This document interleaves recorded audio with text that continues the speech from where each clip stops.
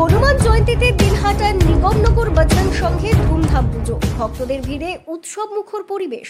দিনহাটার নিগমনগর আশ্রমপাড়া বজরং সংঘে আজ অনুষ্ঠিত হল হনুমান জয়ন্তী উপলক্ষে বিশেষ পুজো ও ধর্মীয় অনুষ্ঠান।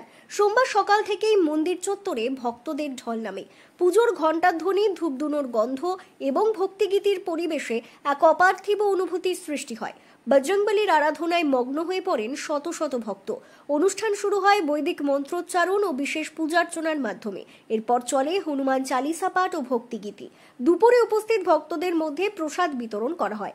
বজরং সংঘের সভাপতি বলেন, প্রতি বছরের মতো এবারও আমরা ভক্তদের জন্য খোলা মন্দিরে পুজোর আয়োজন করেছি।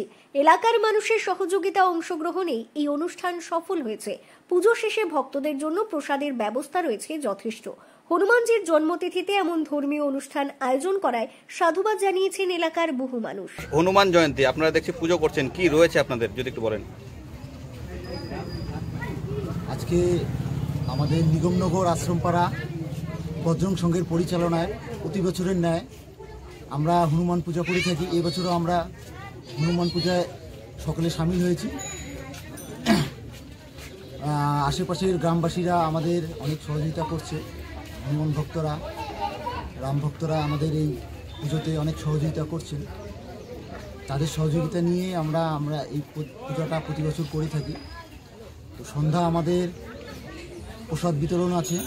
তো সকল হনুমান ভক্ত, সকল সনাতনী আস্থায় বিশ্বাসী সকল মানুষকে পূজার প্রসাদ নেবার জন্য আমরা আগ্রহ করছি।